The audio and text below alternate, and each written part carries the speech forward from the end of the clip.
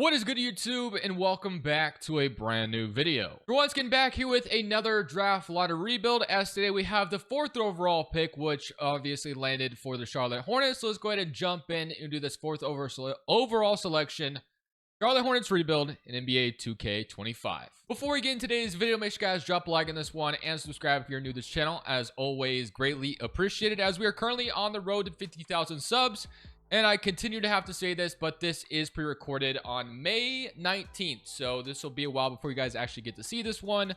So if something happens with the Hornets or something happens in general, and I'm not really talking about it, that is why, because I'm pre-recording this way earlier. So Charlotte gets number 4 overall, like I said, and I'm basically kind of going off Tankathon's mock draft so far. And I think this is kind of everyone's mock draft anyway, where you'll probably have like, it'll go, Flag, then Harper, then Ace Bailey, and then VJ Edgecombe. But some people even have Edgecombe going 3. It just kind of depends on who you talk to. But we got Edgecombe. We also got Nick Clifford and Axel Lundberg as well. So we'll go ahead and draft these guys. So Edgecombe could be the pick for the Hornets, and then we'll accept. Well, actually, we're going to decline Jeffries, Mark Williams, Nick Smith, and Brendan Miller, of course, will all be accepted.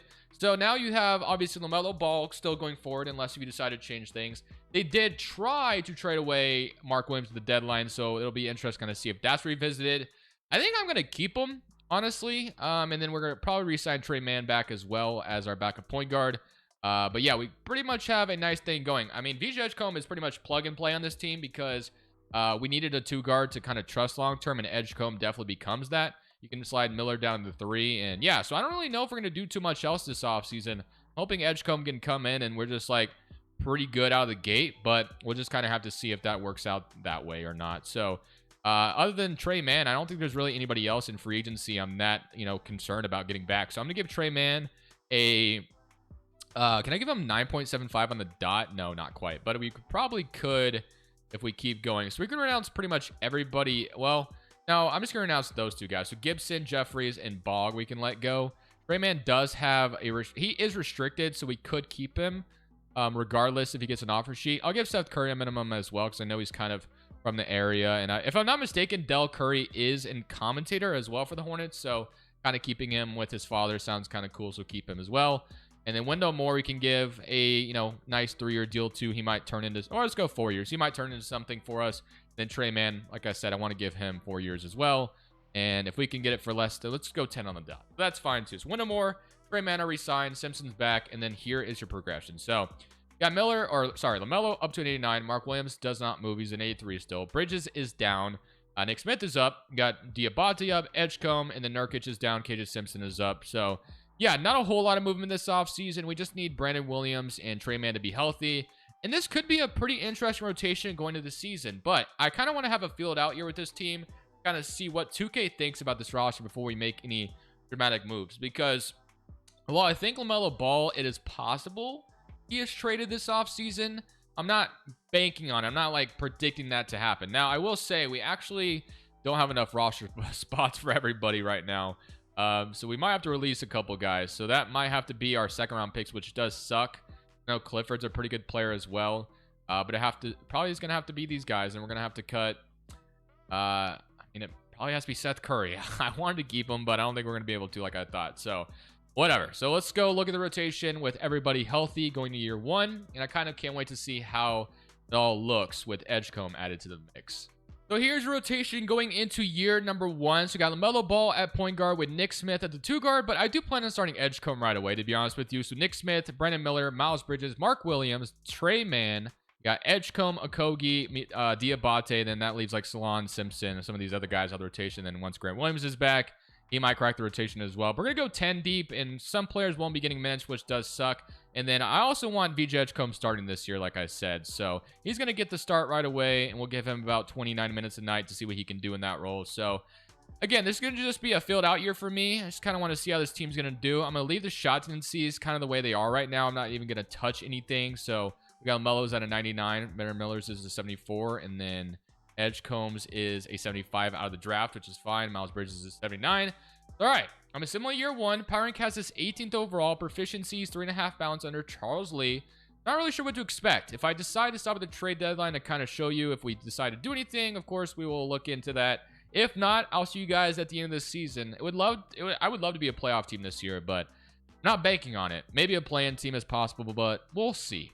We're currently 24 and 28 at the trade deadline, and I'm going to do something I don't often ever do, but I kind of like his fit on this team if we're able to snag him. So right now the stats are 24 for LaMelo, 18 for Miller, 16 for Miles Bridges, and 11 for Nick Smith, 11 from Edgecombe, and 10 from Trey Mann, 10 and 10 from Mark Williams. But again, I pretty much never trade for this player because I'm not a firm believer in him. While I do think he has his role, obviously, in some places, but I do think it's kind of important to have like a good rim protector behind him. So you guys kind of may know where I'm going with this, and I'm also curious to see what Mark Williams thinks about an extension, if he's willing to sign one. So Grant Williams is, Mark Williams not so much. Not really sure what he expects to get this offseason, but I assume it's going to be a decent amount. But here's my idea. So again, I never trade for this player. It is going to be Domantas Sabonis. So I'm going to see if we can't bring in Sabonis at 29 years old. But we bring in Sabonis to pair alongside everything we have going on right now. Again, I think it's kind of an interesting idea. We have the assets to pull it off.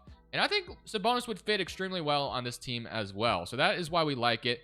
17 and 14, 7 assists. Going to do all the things on the court. Obviously not the best defensive player in the world, but I still like the idea of it. Again, I never trade for him, which is why I kind of think this is kind of a different approach. I'm going to include Miles Bridges, though, I think, just because obviously he would get close to matching his salary, and then we can go like Grant Williams, and let's say we gave them like Tijon Salon as well, or something along the lines of that, because there probably needs to be a young piece in this, because Sabonis is still going to go for a decent amount regardless of what you think. So Bridges, Grant Williams, Salon, and let's say it's one future, let's say it's this Heat pick, so it's not even going to be our own pick, and then let's say maybe it's one future first rounder. Let's say we give one future first, but we're giving up the Miami pick. So Sabonis, is this worth it? I think it is. Is this too much to give up? Potentially. Maybe we just do one first round pick for Sabonis, and they do agree. So we keep our picks out of it entirely. We get Domantas Sabonis to be our brand new center in town, which feels kind of interesting. I can't wait to kind of see how that goes for us. So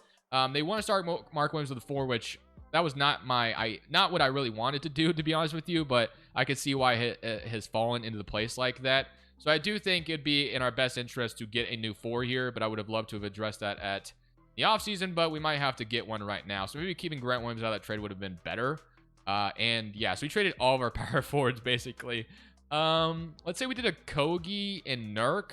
Would anybody, I mean, Nurk's expiring, so I don't think we'd, Patrick Williams. I'm not looking to like take any like crazy long-term salary, but like the Lakers maybe need some size, but they want a Kogi and Nurkic for Rui or Obi Toppin. I guess interesting. We have to give up a first. I don't know if I like that.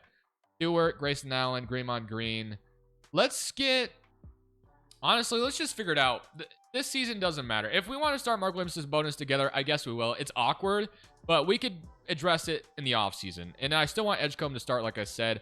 Not really what I want to do going forward, but I'm not going to worry about trading like a first for somebody that I may not even keep long term right now. So it's probably in our best interest to just roll with what we have at right now as is, and then we can figure it out in the offseason. But we're 24 and 28, so a front court of Mark Williams and some bonus for the rest of the year, although it's going to be very weird and awkward, but that'll be fixed in the offseason. So Shea wins MVP, Flag is your Rookie of the Year, Harden is your 6th man Giannis Defensive Player, Scoot Most Improved, and Steph's your Clutch Player, and Mark is your Coach of the Year, and John Murphy is your Executive. So here's your All-NBA first team, All-NBA second, as we do get Sabonis making it, which is great. So again, Sabonis is usually a good 2K sim player, which is why I kind of like the idea of it. I just don't ever really trade for him, so it's different from what I usually do. So we did not make the play into the playoffs this year, unfortunately. I have to imagine that what we had going on in the starting 5 was a little awkward, so that will be addressed, and Edgecombe will develop more. So I think we'll be in the playoffs next year. If we're not, then the Sabonis trade was a massive failure. We got the Thunder and the Raptors in the finals, and the Thunder will go on and win it all. They beat the Raptors in 6. Here are your retirements, and now we can go to that lottery. I can't remember if we have our pick this offseason or not. It looks like we do. Yeah, so we have the 8th best odds of potentially landing in the top 3. We also have Memphis's pick as well. Don't really know the protections on that one, not gonna lie, but I guess we'll see. So the Suns get number 1, and we get number 6, and we get 4. Oh wow, we got 4 and 6 in this draft class. We get to add 2 other players to this team, which feels great. Staff signing, we got Charles Lee, which is great also. So we can just go draft with 4 and 6. I'm not gonna overthink this. While we could trade these picks for a veteran, I think we could probably get our new power forward in this draft if I had to guess. Now, it would have been great to get Debanza, but we're not going to be that lucky. So He goes number 2. And then we could probably get Peterson. No, he goes here, so never mind. Which, I guess that's probably better. So we can get Nate here. We can go down the board and take, like, Elijah Arenas as well. We can take, like, Caleb Wilson. But I do think... I mean, there's some good options. We could take Chris as well to start things off. He could be a really good backup 5 for us because we don't have that to back up. Or no, we have Mark Williams and Sabonis. Never mind. We don't need to do that. No reason for that. Darius to replace the Nick Smith role maybe. But I do think I'm going to start off by taking Nate. What's his ceiling? It is Hall of Fame. So we'll bring in Nate to be maybe our new starting 4. And then at pick 6... we might take Dash Daniels. He's 6'6" out of Australia, so we're going to take him. Or is there anybody else we want to take instead? Elijah Arenas is obviously really good too, but I prefer to get somebody, and then Darius is interesting too. Do I take a point guard? I guess I'm going to take Darius here. Let's get a new point guard in the building. So, I'm not saying that means we're getting rid of LaMelo or anything, but we got Darius and Nate as your guys we drafted. You got Brendan Miller and Nick Smith, which will accept both of those. You have KJ Simpson and Mark Williams. So I don't really know how much Mark Williams is going to ask for this offseason, but I have to imagine it's going to be a decent amount. And it is about 34 million, which I think we could get that down, and he could be a really good backup 5. I forgot we had Trey Mann as well, but we'll figure that out. So Darius isn't gonna play immediately, but Trey Mann maybe becomes expendable in the future. I mean, we could make a trade for a power forward right now, technically, if we wanted to. So that might be in our best interest to do, because we could just start Nate out of the gate as well there. He has a D or an A 3-point shot. So actually that probably is the thing we're going to do. We're just going to start Nate right away at the 4. I think that's probably the coolest thing we could do, because we get cheap there. We don't have to like trade for anybody. So I'm going to renounce everybody else, even KJ Simpson, unfortunately, just because we have guard options now with what we have going on. So Mark Williams, I'm just going to take you to the last day of free agency and see what you ask for. And hopefully we can get you for, a little less than like 25 or something. Let me give him a 5-year deal. And the interest starts to go down. Could I give you 25 on the dot? Team option last year, flat rate. Maybe we have to go up to 26. He says no. So 26 isn't going to do it for me either. Let's go 4 years. And then we'll go 20. We're investing a lot of money in our center position. I'm not going to lie. But I think having Mark Williams off the bench for Sabonis is pretty important. So we'll do that. So we'll bring in Mark Williams back, obviously. So that's done. You have LaMelo up. You have Brendan Miller up. You have Sabonis down. Mark Williams up. Edgecombe down. Nick Smith is up. Trey Mann and Josh Green are all up, which is great.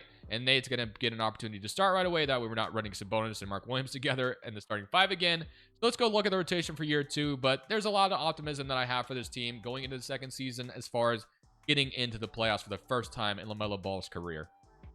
So here's the rotation going into year number 2. So it's going to be LaMelo, VJ Edgecombe, Brendan Miller, Nate getting the start at the 4, Sabonis, Mark Williams, Nick Smith, Trey Mann, and Josh Green. So you low-key have a really nice rotation immediately, which is lovely.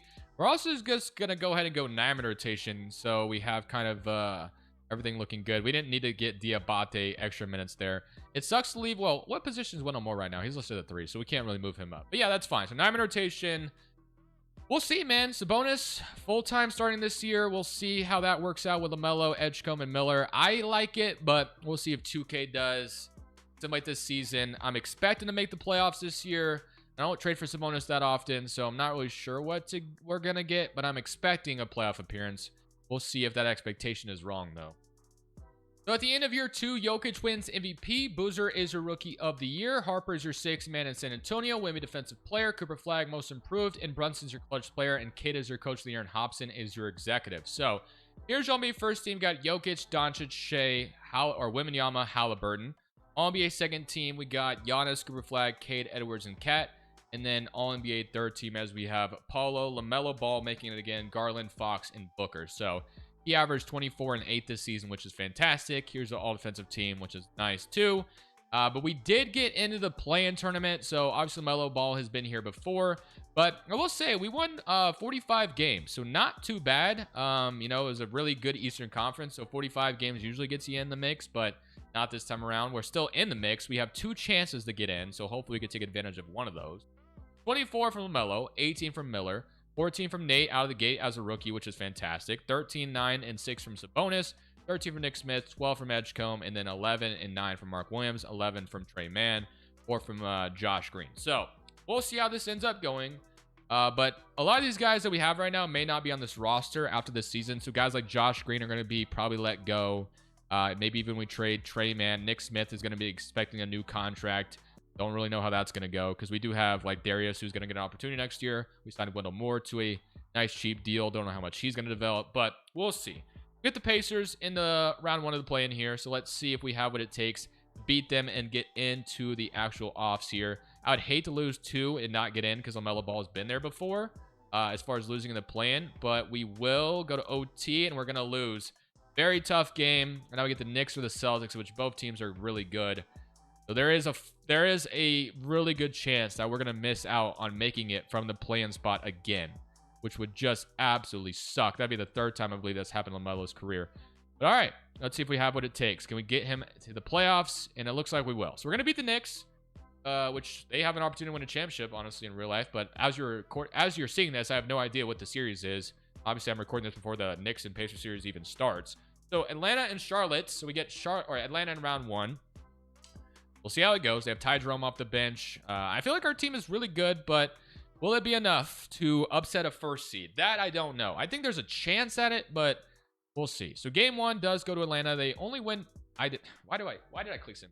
I hate it when I click cast live on accident. So let's get out of that. We don't need that at all. So that's good. And then one thing that just actually made me panic is I just remembered I never turned autosave on, so I can't have this file crash on me right now. All right, so game 2 goes to them as well. It's 2 games that were extremely close in Atlanta. And we can't win. That one wasn't close, and they're going to sweep us. So, yeah, we might have made it in, but it didn't lead to anything. So, unfortunately, that sucks. They lost to Toronto. You got the Raptors and the Wolves, and the Raptors are going to lose to the Wolves in 7. All right, so here are your retirements, and now we can go to the lottery. I don't think we're going to obviously have a lottery pick because we made the playoffs, but Miami's 1st overall pick goes to them, which would have been funny, honestly, if that pick was the one we gave to the Kings for Sabonis. That would have been horrible. As far as our pick is concerned, we do have the 18th pick, which is cool. Charles Lee, I mean, do we fire him or do we... I'm going to keep him. We made the playoffs with them. Got swept, though, so that definitely...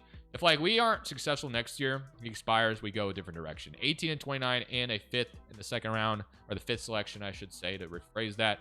So let's just draft here.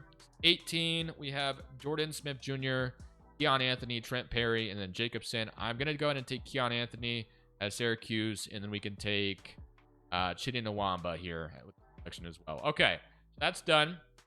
Another couple of 1st-round picks added to the roster and an early 2nd. We can decline Momsilovich, or however you say it. Edgecombe will be brought back, so we'll see if he finally takes a scoring jump.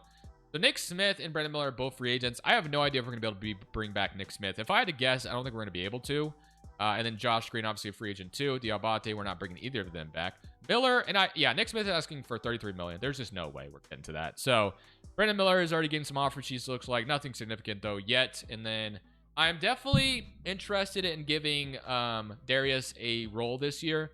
So I don't know if we move Trey Man to the backup 2. I mean, we could, or do we give Wendell Moore that role? Not sure. I think it might be in our best interest to trade away Trey Man. He is playing pretty well, though. Maybe we don't. If we move him to the 2-guard, he stays the same. Because you know what? Trey Man's going to move to the shooting guard. So we're going to move Nick Smith out of here. Unfortunately, not going to be able to pay him $33 million a year. So he can be renounced. That's just way too much money. We're going to renounce everybody here other than, obviously, Brandon Miller. Those are done. And then Miller, I assume we'll get an offer sheet. There it is. So we'll obviously match Brandon Miller's offer sheet to bring him back. So that's done. And then we have no other bird rights. Might be able to sign a good player, but don't think so. Okay, so you have LaMelo, Darius, you have Edgecombe and Trey Man, and then obviously you got Nwamba and Keon Anthony developing the background for whenever they want to take over, and then you have Nate at the power forward as a sole alone player, but he might develop extremely well this offseason, which would be great. And then we could probably move Keon Anthony or Chidi to the 3. So Chidi's 6'8", so I'm going to go ahead and move him there. That's going to be, the hope is that Nate develops like crazy, because that's kind of what we're banking on right now. If he could take a jump, that'd be the most helpful thing we can have. So he is up to an 84, so that's already fantastic at that power forward spot. Shot extremely well from 3, so obviously a perfect fit next to Sabonis as far as spacing is concerned. Sabonis is starting to regress, so if we are bad at the deadline, we might use his expiring contract for whatever, because we can still give Mark Williams the starting center position, but we'll see. We'll just kind of have to see how it's going. I do think there's obviously also a chance this team is just really good and we don't even feel the need to change anything. We could maybe look to see what Sabonis would be asking for if we wanted to extend him. It all remains to be seen. But let's go look at the rotation before any of that transpires.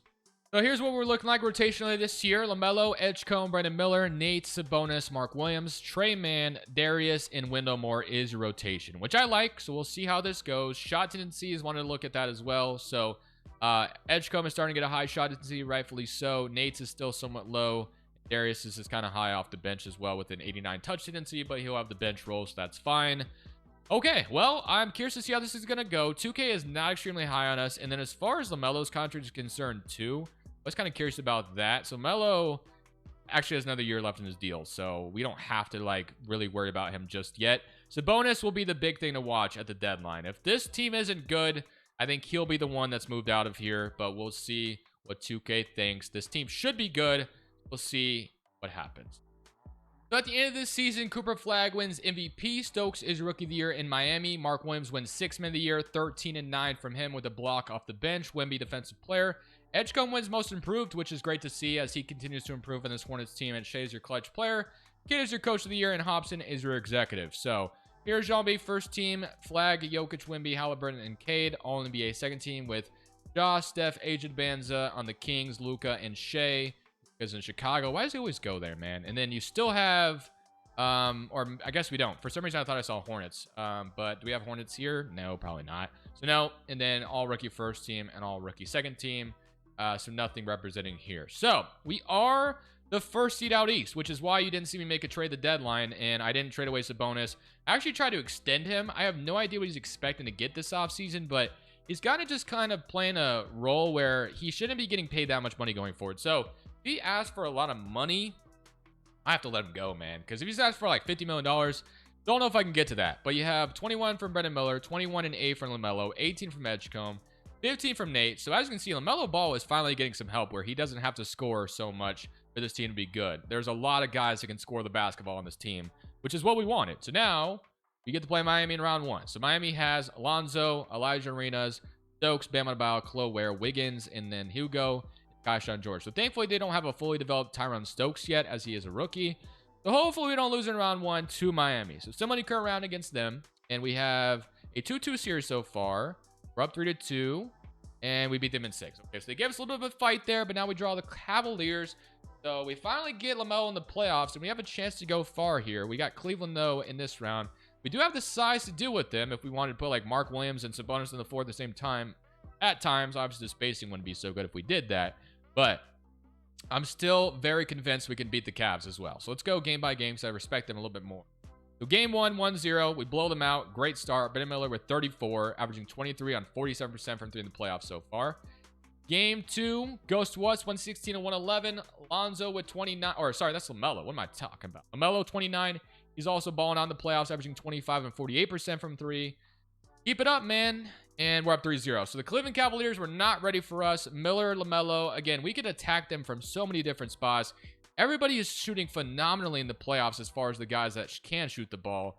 Like 45% clip. Nate is shooting 42. Like, yeah, it looks like we're just, shooting the hell out of the ball lights out, which is just a formula to get you far. And we do sweep the Cavs after Miami took us to 6. So Detroit or Indiana is who we get to play next. So let's see how this is going to go. It's going to be maybe the Pacers. And it is the Pacers. So Charlotte and Indiana. We played them in the play-in last year. We'll see how it goes this time around. But I'm ready. So we got Dallas and Sacramento on the other side. Game 1 goes to us, 121 and 101. 24 from Nate, 22 from Miller, and 18 from LaMelo. Game 2 goes to the Pacers. Game 3 goes to them as well. They win by 1, and we tie it up. Okay, so let's go back to a simcast for Game 5 at home. And the Pacers start off with the lead, but can we ever take it back here? We will. We're at home, so it'd be really good for us to win. And we will do just that. 3-2 lead for us going into Game 6 as Dallas potentially awaits us if we're able to take advantage of beating the Pacers here. This is also Sabonis' former team, so this would be kind of sweet revenge for him. And it looks like the Pacers were not ready for Game 6 as they're going to get blown off the floor. So just like that, in year number 3, I think year 4 or 3. I think it's year 3. But we're in the finals. So Cooper Flagg on the other side, and LaMelo Ball Conference Finals MVP. So here we go. Dallas has Kyrie, Harrelson, Flag, AD, Lively, Gafford, Najee Marshall, Oshai Abaji, and Maximus Prosper. So here we go. Game 1 goes to Dallas. They beat us by 1. Can we get one on their home floor? No. So we have to win the next 2 to tie this series. So let's see if we could do just that, or we're going to have to run this bad boy back. So got to get back in this series. If we lose down 3-0, it's probably going to be all she wrote. And we will thankfully win game 3. If we win game 4, we're right back in it. 2 home games. We lost both road games, so just win both home games and we're back in the series. Close game though, so who knows how this is really going to go. And they're going to take game 4, so we go down 3-1, unfortunately. All right. Well, got a big comeback awaiting us if we're going to get back in this series. So the close game 5 relatively. You can win this, then you go to another game, and we are going to... Wow. Oh, my goodness. Who hit that last shot? I thought we lost. I was ready for the offseason. Play-by-play. It was Nate Ament made a medium jump shot to take the lead. Awesome stuff. Gafford had an offensive turnover, and then Flag missed a potential answer. Wow. Okay. Well, we got to win another one to force a game 7. At least we're going home here. Let's see how this is going to go. Okay. Have the lead, but they are still behind us. No, we're running away with it. We ran away with it in the third quarter. They had nothing in the third quarter. They scored 10. We have 33 and 34 to end off second half. Okay. So we're right back in it. We went down 3-1. Can we complete the 3-1 comeback? Now we head to Dallas. We got to take down the Mavericks with Cooper, Flag, Kyrie, and AD. Close game. At least we're not getting blown out yet. Can we ever take the lead? We do. It's going to be very close. We got to watch the end of this, don't we? We got to watch the end. It's 103 to 108. So I do think we probably lost. But let's see if we can't. You know what? I'm going to play this out because we're down 5. The worst case scenario, we lose and I run it back. But the dream scenario is I find a way, even though I'm terrible at this game, to come back in this game. So let's see if I can make that happen. Melo Ball is going to get a dunk. So we're down 3 now. So that was a big, big possession. Now we just need to play some defense. So I usually don't play this out, but we were down 5. So what is there to lose? We lost the game or I blow it anyway. So let's see what Kyrie has. He's going to go to Flag. Flag was... Yeah, that's a big 3 from Cooper Flag. He was left kind of open there. So unfortunately, did not have him covered well. But Kyrie is trying to guard LaMelo. So LaMelo's going to dunk it again. I'm just going to keep driving because they don't have an answer for that so far. We just need to stop on this defensive end and not let Flag get wide open like he did earlier. So Kyrie, also got to worry about him too. Oh, let's see. That's a charge. Wow. I just drew a charging foul, which I didn't even know I could do. So shout out to Melo for that because I don't really even think I clicked anything. Kyrie just ran into me. That was pretty lucky. All right, again, I'm going to the rim, and they have nothing. Get Kyrie off of LaMelo because he does not have the answer right now. Kyrie is beating, or LaMelo is beating him with his first step.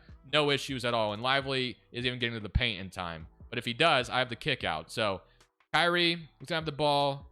See if we can't get the stop. And we are down 2 right now. So AD is going to give him a screen. I'm going to fight over it. I'm clamping Kyrie right now, but that could change in a quick second. Nice defense. That's not going in. We're off and running. We're off and running. Edgecombe, can he get down to the rim? Can he go downhill? Yes, he can. We're going to tie this game. 111 to 111. We're back in it, man. I thought we were done for. And I am just... This difficulty looks like it's probably extremely low if I had to guess. But that's what I need to be in this game. Good defense again. We're going to have the last... Or no, we're not. There's still plenty of time for them to have a possession too. Okay, LaMelo Ball. Get Kyrie off of him because I'm about to... Okay, this time Kyrie's in good position. Let's come back out and let's screen. Put him in action. See what Lively decides to do. We're going to get Lively. I'm going to go Mark Williams here. Mark Williams. Oh my gosh, Mark Williams. Offense rebound gets it in. 113-111. Okay. We have taken the lead. Mark Williams with a big offensive rebound, and he put a layup up backwards. This can't allow a 3. Can't allow a 3. We've played good defense thus far. See if we can't. They could tie it as well. Don't let Flag shoot a 3. That's my nightmare scenario. Kyrie, I'm there. That's not going in. Yes, we got the stop. This is what we needed, and we have come back in the game. 113-111. Can't scream because I need to save my voice. I have hella videos still left to record. But 114-111, we've scored this. They don't have a timeout. I think we've come back successfully. That was probably the best gameplay I've had in quite some time. Don't be wrong. There is times where I play well, and I can't say for sure what the difficulty is, but it wouldn't surprise me if it was low enough to that is why it was that easy. But you know what? Regardless, bring a championship to Charlotte, and that's what we wanted. So I hope you guys enjoyed this one. This is Crushables. See you in the next one. I'm saying peace.